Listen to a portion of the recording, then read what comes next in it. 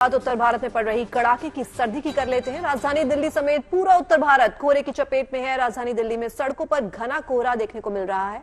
आलम यह है कि सड़कों पर विजिबिलिटी 20 मीटर से भी कम है, जिसकी वजह से वाहनों की रफ्तार थम गई है।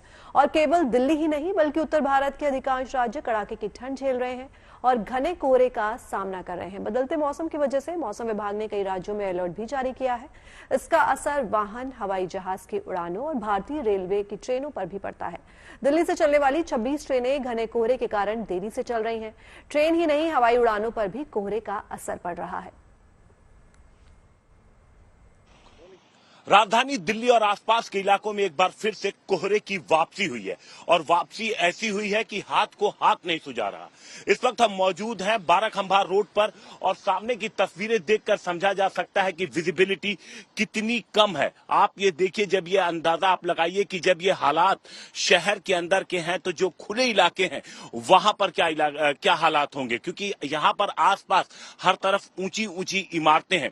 उसके बावजूद इतना घना कोहरा इस इलाके में है तो अंदाजा लगाया जा सकता है। आप देखिए, जहां भी आपकी नजरें जाएंगी हर तरफ सफेद चादर कोहरे की छाई हुई है और ये हालात पूरे उत्तर भारत में ज्यादातर इलाकों के हैं। अब इसका सीधा असर जो पड़ा है वो ट्रेन पर पड़ा है। कई सारी जो ट्रेनें हैं वो समय से देरी से चल रही हैं। इसके अलावा इस जबरदस्त फॉग का असर पड़ा है उड़ानों पर। कई ऐसी फ्लाइट्स हैं जो सुबह के वक्त की थी वो विलंब हुई हैं, उनमें देरी हो रही है। लेकिन जो अगर हम अनुमान की बात करें तो वीकेंड पर यानी बारिश की उम्मीद है, बादल भी रह सकते हैं, तो यानी इन 2 दिनों तक कोहरे से राहत मिल सकती है। लेकिन जब बारिश होगी तो ठंड बढ़ेगी यानी टेम्परेचर कम होगा। वहीं दूसरी तरफ तो एक बार फिर से कोहरे की वापसी की पूरी उम्मीद है। कैमरामैन कुंज बिहारी के साथ हिमांशु मिश्रा, दिल्ली। देखिए, कुछ ऐसी ही तस्वीर आपको नजर आ रही है जब से दिल्ली की सुबह हुई है। तो ऐसी तस्वीर जो हमारे बैकग्राउंड में आपको दिख रही है, विजिबिलिटी बिल्कुल ना के बराबर नजर आई, क्योंकि हम सुबह आए हैं तो गीतिका तो और भी सुबह आई हैं, इनको तो कुछ नजर आ ही नहीं रहा होगा। लेकिन अभी भी हालात ऐसे हैं, धुंध कोहरा हर जगह छाया हुआ है। अब दिल्ली से सटे इलाके भी कोहरे की मार तो झेल ही रहे हैं।